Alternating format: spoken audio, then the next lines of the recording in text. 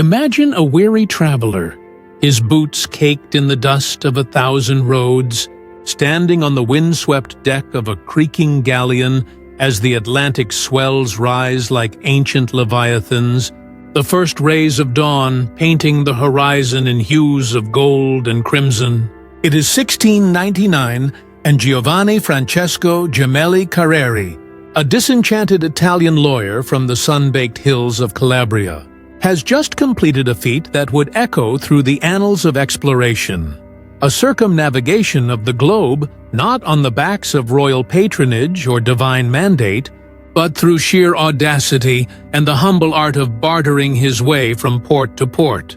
In an age when the world was still a patchwork of uncharted mysteries, where the sun's path across the heavens was a map drawn by God alone, Gemelli Careri became the first European to traverse the oceans and lands by public conveyance, hitching rides on merchant ships, caravans, and even the occasional pirate's shadow, all while turning a modest fortune into a legend.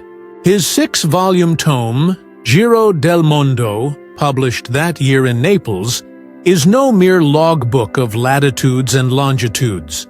It is a vivid tapestry of human endeavor, woven with threads of commerce, curiosity, and cultural collision, from the spice-scented bazaars of India to the silver-veined mines of Mexico.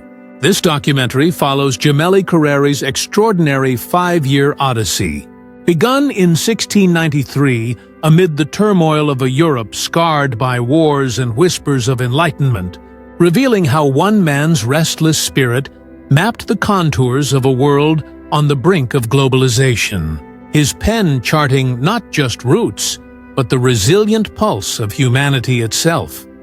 Giovanni Francesco Gemelli Careri entered the world on April 15, 1651, in the modest town of Torianova, nestled in the rugged toe of Italy's Calabria, a land of olive groves and ancient Greek ruins where the Mediterranean's azure waves crashed against cliffs etched by centuries of salt and strife.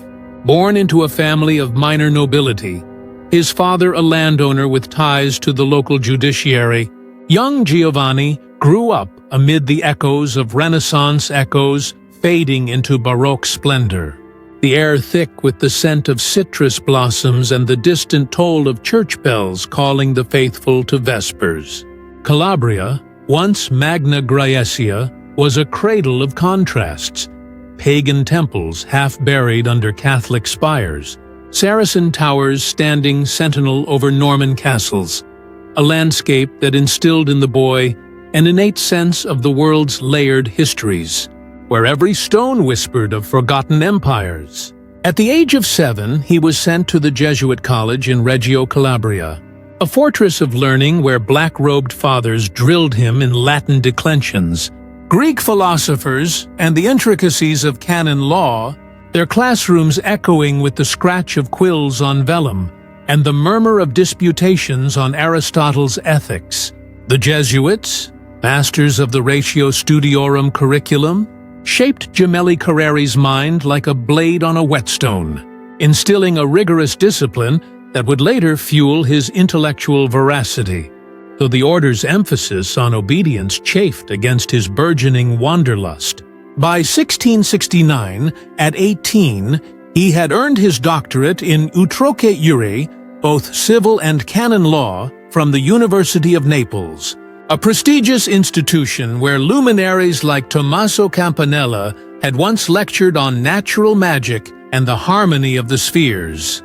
Naples itself was a cauldron of vitality in the late 17th century, the Spanish viceroyalty's jewel, its streets teeming with fishmongers hawking sardines from wicker baskets, artisans hammering silver filigree in dimly lit workshops, and philosophers debating Descartes' vortices in shadowed arcades, all under the shadow of Vesuvius, whose slumbering fury reminded all of nature's capricious hand.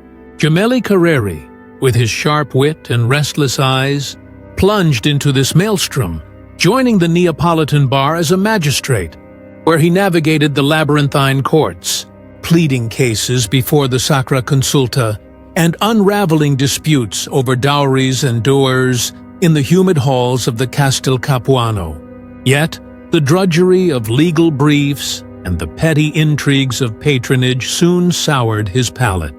By 1685, at 34, he suspended his practice, driven by a profound malaise that afflicted many a young scholar of the age, the itch for horizons beyond the parched fields of jurisprudence. This restlessness was no fleeting fancy.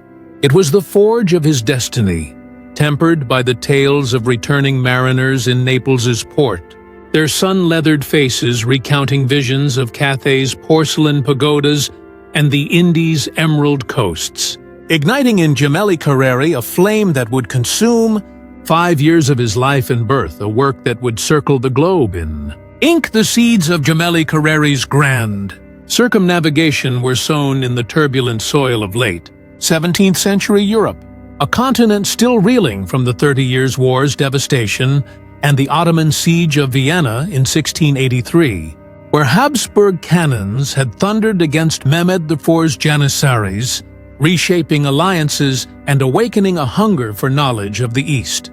In Naples, under Spanish Habsburg rule, Gemelli Careri found himself entangled in the machinery of empire, his legal acumen earning him a commission as a lieutenant in the Spanish Navy during the War of the Grand Alliance, where Louis XIV's ambitions clashed with the League of Augsburg's resolve. But it was a personal crusade that first propelled him abroad. In 1685, at the height of his judicial frustrations, denied promotions due to his lack of aristocratic blood, he set out on a European tour, a grand perambulation through the courts and cabarets of the continent, funded by his modest inheritance and a keen eye for profitable ventures. Departing Naples in spring, he crossed the Strait of Messina to Sicily's volcanic shores, then boarded a felucca bound for Malta, the Knights Hospitallers' bastion, where he marveled at the order's armory, racks of Damascus swords glinting beside Genoese crossbows, and the harbors teeming with galleys fresh from corsair hunts against Barbary pirates. From Valletta, he sailed to Livorno, Tuscany's bustling entrepot, where English merchants haggled over wool bales and Dutch factors unloaded spices from the Moluccas, the air heavy with the tang of tar and turmeric. Pressing northward, Gemelli Careri traversed the Alps into France, arriving in Paris amid the grandeur of Louis XIV's Versailles, its hall of mirrors reflecting the Sun King's absolutism like a gilded cage, where he dined on ortolans and debated Jansenist theology with Sorbonne scholars in smoke-filled salons. The French countryside unfolded before him in a tapestry of chateaux and vineyards, from the Loire's fairy tale turrets to Provence's lavender fields. But it was the road's camaraderie, the shared bottle of Bordeaux with a Huguenot exile, the bawdy songs of Provençal muleteers that kindled his love for the vagabond life. Crossing into Spain, he joined the Habsburg court in Madrid, witnessing Philip V's coronation pomp, the Plaza Mayor alive with bullfighters and flamenco dancers, their castanets clicking like castanets of fate. From Seville's Alcazar, with its Mudéjar arches whispering of Moorish splendor, he ventured to Cadiz, the gateway to the Indies, where galleons laden with silver from Potosi creaked at anchor, their hulls barnacled with dreams of El Dorado. But it was in Hungary, during the 1686 siege of Buda, that Gemelli Careri tasted war's bitter gall. Embedded with the imperial army under Charles of Lorraine, he charged the Ottoman ramparts, musket balls whistling like vengeful spirits, the Danube's waters running red with the blood of Janissaries and Landsknechts alike. Wounded in the fray, a musket ball grazing his thigh, he limped back to Naples in 1687, his body scarred but his spirit unbroken, the experience etching into his soul a profound aversion to the law's pettifoggery and a burning desire to chase horizons unmarred by cannon smoke. This European odyssey, spanning 2 years and 3,000 miles, was no mere jaunt. It was Gemelli Careri's apprenticeship in the art of the world, where the map's ink lines blurred into the traveler's footprints, and the whisper of wind in the sails became a siren's call to the unknown. The spark that ignited Gemelli Careri's global voyage was kindled in the autumn of 1693, amid the clamor of Naples's harbor, where the air hummed with the shouts of stevedores loading olive oil jars onto Genoese carracks, and the gulls' cries echoing like omens from the deep. At 42, disillusioned with the bar's endless briefs and the viceroy's capricious favors, he resolved to circumnavigate the globe, not as a conquistador seeking gold, nor a missionary bearing the cross, but as a curious cosmopolite, funding his fancy through shrewd commerce and the kindness of strangers. With a purse of 300 scudi, scarce enough for a Neapolitan gentleman's year, he set sail on the Santa Maria, a weather-beaten brigantine bound for Alexandria, the ancient Pharos' ghost still haunting its breakwaters. The Mediterranean unfolded like a sapphire ribbon, dotted with the sails of Venetian galleasses and the oar-slash of barbaric xebecs, but Gemelli Careri's eyes were fixed on the horizon, his journal already swelling with sketches of the Peloponnese's olive-clad hills and Crete's Minoan whispers. Arriving in Egypt on October 10, 1693, he plunged into Cairo's labyrinth, the citadel's minarets piercing the Nile's haze like spears of the Mamluks, who ruled with a velvet glove over a fist of iron. The Khan el-Khalili Bazaar assaulted his senses. Cinnamon from Ceylon, mingling with myrrh from Yemen, Coptic silversmiths hammering crosses beside Arab calligraphers, inscribing Quranic verses on vellum, while the pyramids of Giza loomed like petrified pharaohs, their limestone flanks scarred by time's indifferent chisel. Gemelli Careri, ever the lawyer's son, bartered for a camel and guide, trekking to the Sphinx's paws, where he pondered the riddle of Oedipus amid the desert's eternal silence, noting in his ledger the monument's alignment with the stars as a testament to antiquity's astronomical acumen. From Cairo, he joined a caravan to the Holy Land, the Sinai's sands shifting like hourglass grains underfoot, arriving in Jerusalem on All Saints' Day, where the Church of the Holy Sepulchre's lamps flickered over pilgrims from Ethiopia to Estonia, their prayers a polyglot psalm rising to the vaulted nave. Ascending the Mount of Olives, he gazed upon the dome of the rock's octagonal splendor, its azure tiles catching the Judean sun like a sapphire set in stone, and descended to Bethlehem's Church of the Nativity, its grotto heavy with the scent of frankincense and the weight of 2 millennia's devotion. Constantinople called next. The Bosphorus Straits, a liquid bridge between East and West, where Gemelli Careri marveled at the Hagia Sophia's dome, a celestial vault where Byzantine mosaics gazed down upon Ottoman mihrabs, and the Grand Bazaar's vaults echoed with the haggling of Frankish merchants for Levantine silks. These initial legs, from Naples to the Levant, were no mere prelude. They were Gemelli Careri's immersion in the Mediterranean's multicultural maelstrom, where the compass needle of commerce pointed not to north, but to opportunity, and the map of his mind began to unfold like a silkworm's cocoon, ready to encompass the globe. From the Levant's sun-drenched shores, Gemelli Careri's path veered eastward into the cradle of civilizations, crossing Armenia's rugged highlands where Mount Ararat loomed like Noah's Ark frozen in basalt, its flanks dotted with apricot orchards tended by Armenian monks in black habits, their monasteries hewn from living rock like fortresses against time's siege. In Erzurum, the Ottoman frontier town, he bartered his Neapolitan lace for Kurdish rugs dyed with madder root, the air thick with the aroma of kebabs sizzling over charcoal braziers.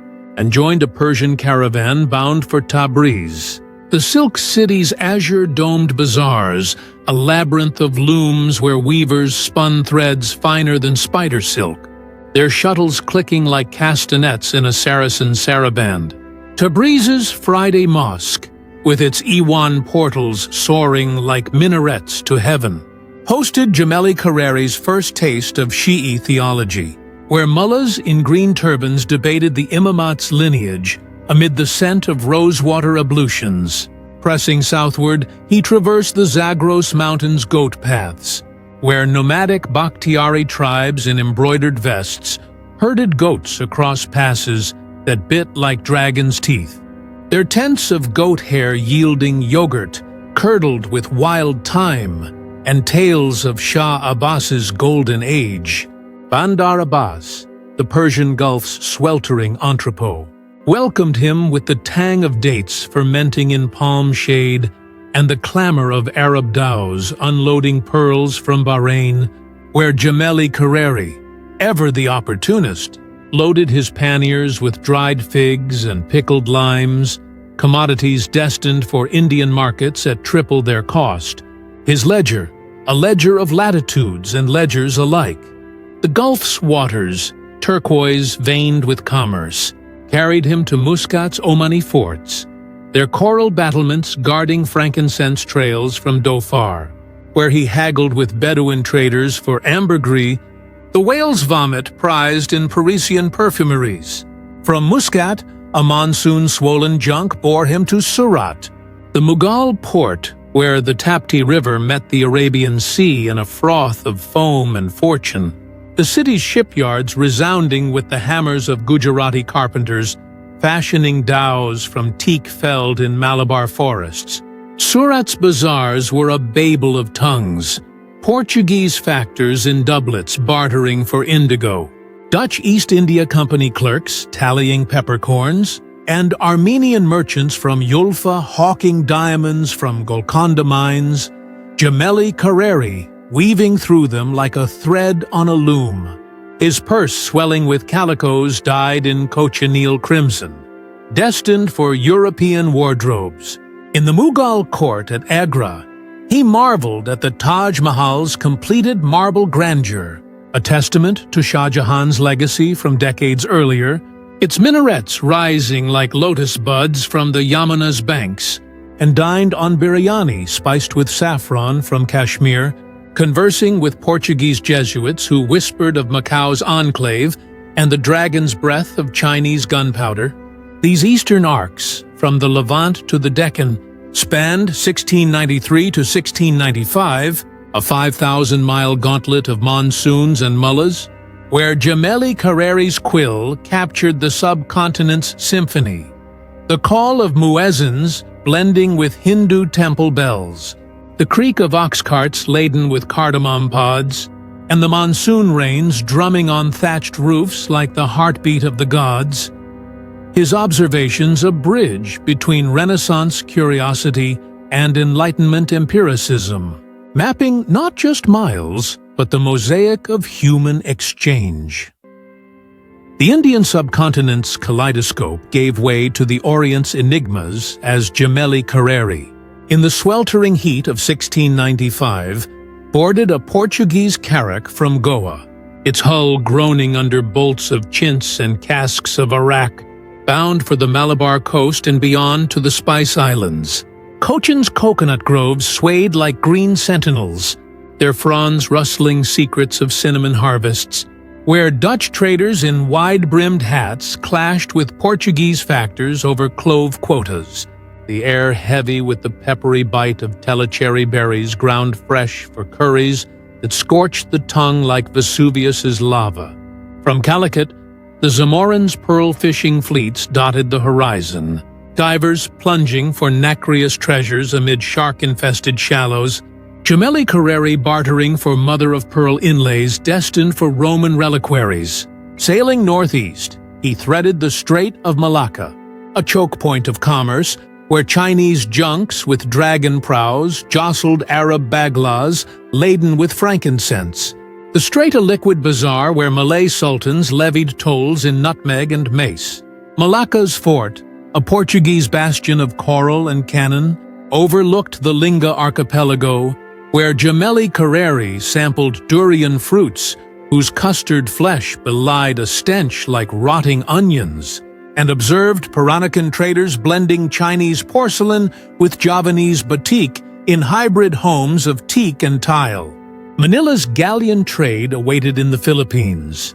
The Acapulco run a gauntlet of typhoons and scurvy, but Gemelli Careri, hitching passage on the Nuestra Señora de la Concepción, endured the 6-month crossing, his journal filled with sketches of the Marianas' palm-fringed atolls and the Ladrones' canoe raids for iron nails. Arriving in Acapulco in 1696, the Pacific's jewel, he marveled at the silver caravans from Taxco mines, their mule trains jingling like tambourines across the Sierra Madre, and the Manila galleons unloading silks that fetched fortunes in New Spain's audiencias.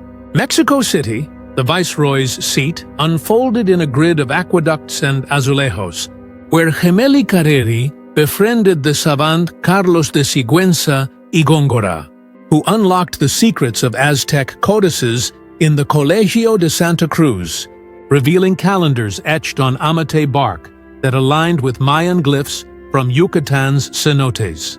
Together, they ascended Teotihuacan's Pyramid of the Sun. Its talud tablero steps a stairway to the gods. Gemelli Careri pondering the Toltec's descent from Atlantis amid the Valley of Mexico's Chinampa Gardens, floating islands of maize and maguey. From Puebla de Los Angeles' Talavera-tiled convents to Veracruz's feverish forts, where Yellowjack claimed a quarter of the crew, he chronicled the viceroyalty's vibrancy, the Nahua weavers dyeing cochineal reds, the Otomi miners unearthing emeralds from Sombrerete, and the galleon fleets sailing for Cadiz laden with quetzal feathers and quicksilver.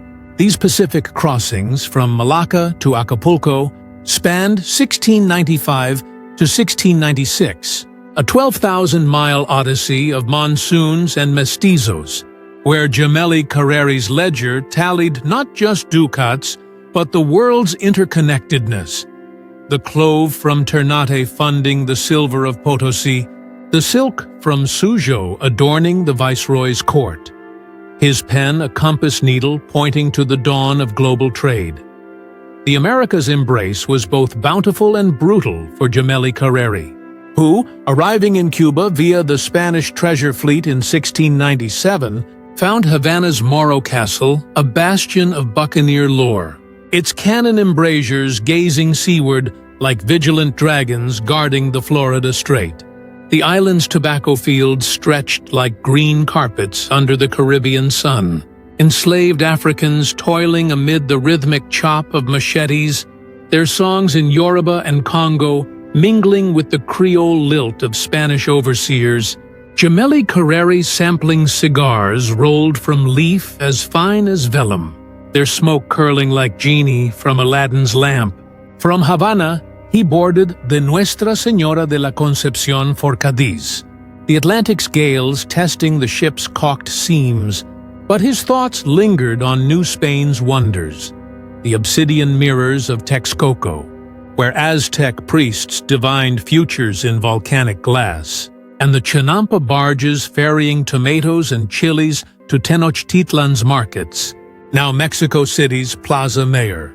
Returning to Europe in 1698, after 5 years and 40,000 miles, Gemelli Careri disembarked in Naples a changed man. His purse swelled by profits from calicos and cochineal, but his soul enriched by the world's tapestry. The Mughal elephants caparisoned in gold leaf, the Chinese lanterns floating like fireflies over the Pearl River, the Mexican codices unfolding like lotus blooms.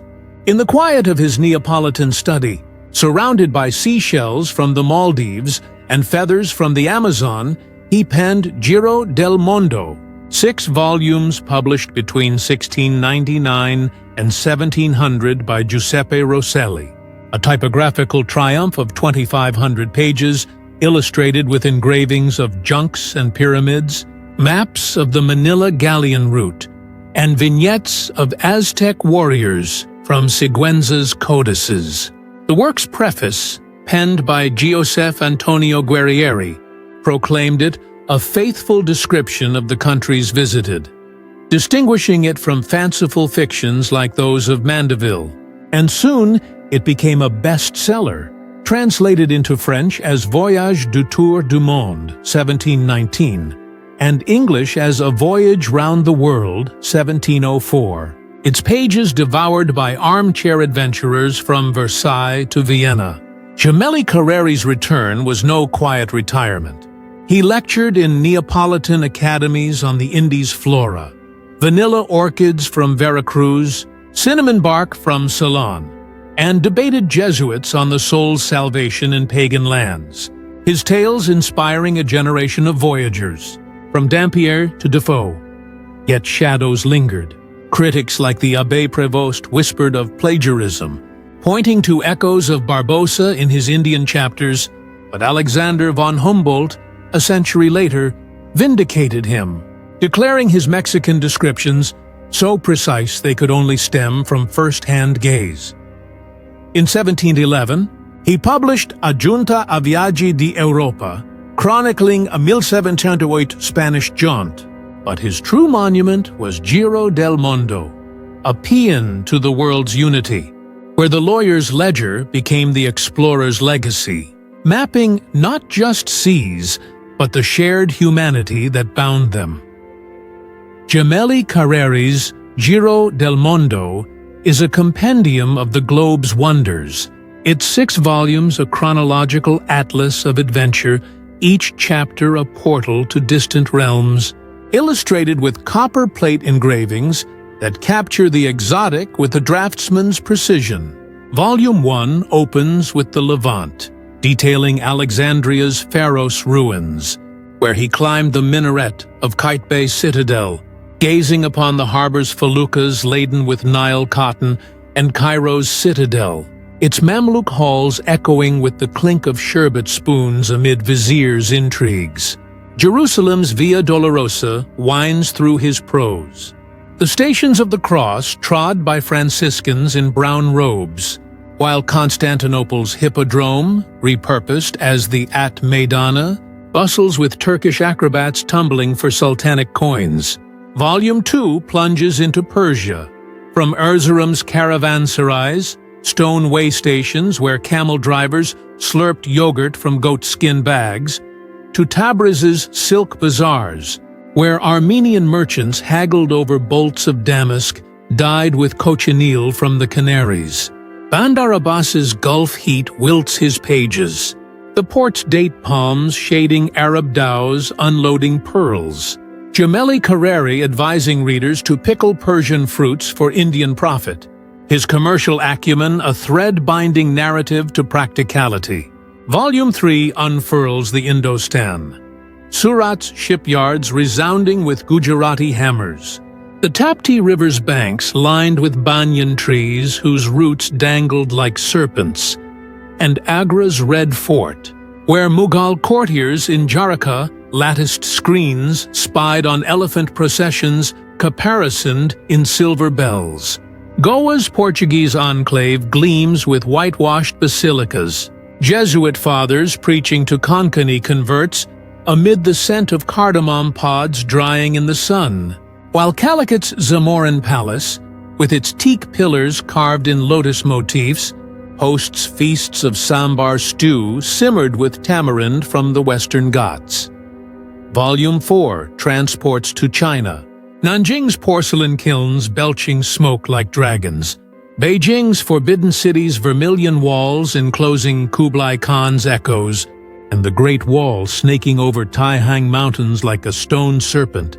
Gemelli Careri scaling its battlements to count 1,800 years of brick-laid vigilance against Tartar hordes. Macau's Portuguese enclave buzzes with Eurasian traders, their godowns stuffed with rhubarb roots and ginseng, while the Lantern Festival's paper orbs float over the Pearl River like fireflies in a Confucian dream. Volume 5 charts the Philippines, Manila's Intramuros Fort, a Spanish bastion against Moro raiders. The galleon's holds groaning with abaca fiber for manila ropes, and the Visayan Islands' coral lagoons, where Tagalog fishermen speared turtles with bamboo harpoons. Volume 6 culminates in New Spain, Mexico City's Zocalo, thronged with mestizo vendors hawking tamales wrapped in corn husks. Teotihuacan's Avenue of the Dead, flanked by feathered serpent heads, and Potosi's silver refineries where Quechua miners toiled in devil-haunted depths, their Mita labor-yielding bars stamped with the Viceroy's seal. Throughout, Gemelli Careri's maps, engraved vignettes of Mexico City's lagoon-centered layout, Aztec migration paths from Aztlan, and Manila galleon routes serve as visual anchors, his prose a blend of lawyerly precision and poet's flourish, chronicling the world's interconnected veins from the Euphrates to the equator. Gemelli Careri's legacy as the first globe-trotting tourist endures as a testament to the 17th century's dawning interconnectedness, his Giro del Mundo a precursor to the Enlightenment's encyclopedic ambitions, influencing Voltaire's cosmographies and Cook's Pacific charts. In Naples's academies, he lectured on the Indies' pharmacopoeia, cinchona bark from Peru curing malaria's ague, and debated the Royal Society on the soul's portability across cultures, his tales inspiring Defoe's Crusoe and Verne's Phileas Fogg. Humboldt's 19th-century vindication affirmed his authenticity, the Mexican codices he accessed via Sigüenza y Góngora yielding insights into Toltec astronomy that prefigured modern Mesoamerican studies. Today, the Avlia-like wanderer's spirit lives in backpackers bartering through Southeast Asia's night markets, his commercial savvy a blueprint for the gig economy, while his maps, copied in Venetian presses and Parisian salons, charted the trade winds that would carry Europe's ambitions to every shore.